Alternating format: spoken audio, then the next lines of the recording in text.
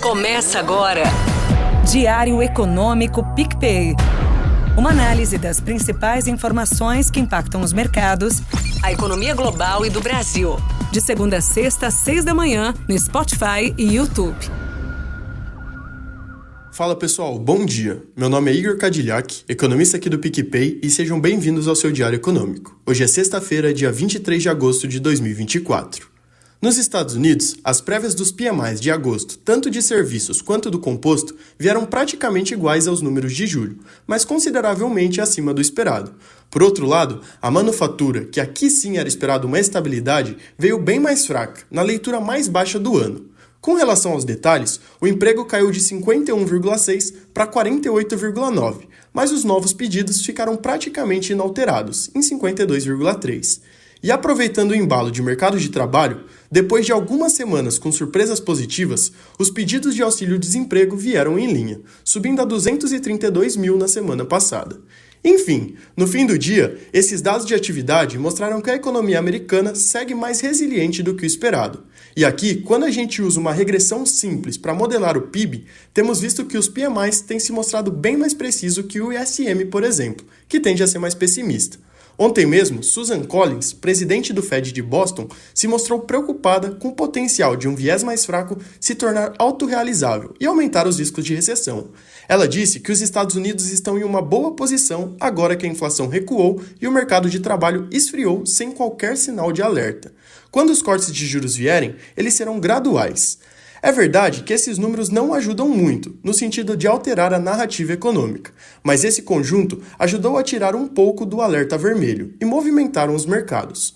Os treasuries subiram e o dólar valorizou. Já as bolsas de lá, que vêm numa sequência boa, tiveram um dia de aversão a risco e caíram. Esse cenário externo acabou pesando por aqui. O Ibovespa seguiu esse movimento de realização de lucros e interrompeu uma série de 3 recordes de fechamento consecutivos. Na moeda, as falas do diretor de política monetária do Banco Central, Gabriel Galípolo, também fizeram preço. Ele seguiu falando de forma dura: o BC vai subir juros caso seja necessário. Mas por tentar deixar todas as opções em aberto, o mercado acabou interpretando isso como menos duro. E logo depois de Campos Neto fazer algo parecido.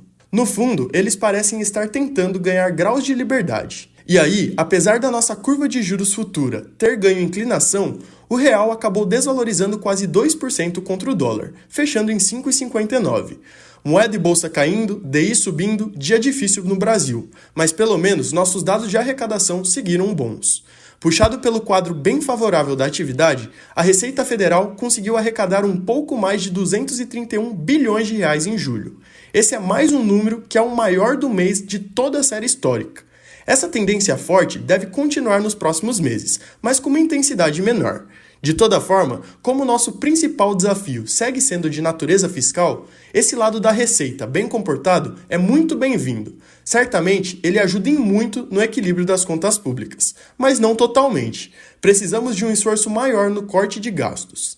Na zona do euro, os PMIs prévios de agosto mostraram uma recuperação importante da atividade por lá. A abertura de serviços e composto subiram bem, só o industrial que caiu um pouco, mas veio melhor que as expectativas. Já a ata da última reunião veio sem dar muitos detalhes. A trajetória de redução dos juros será gradual, cautelosa e dependente dos dados. Ainda há riscos de reaceleração da inflação nesse último processo, e a força da economia segue preocupando. Para hoje, estamos de olho em Brasília, mas o principal destaque é o discurso de Jerome Powell em Jackson Hole. Vamos ver como o presidente do Fed se posiciona em relação a toda essa dinâmica recente. Aqui, qualquer sinalização tem um potencial gigante. Bom dia, bons negócios e sorte sempre!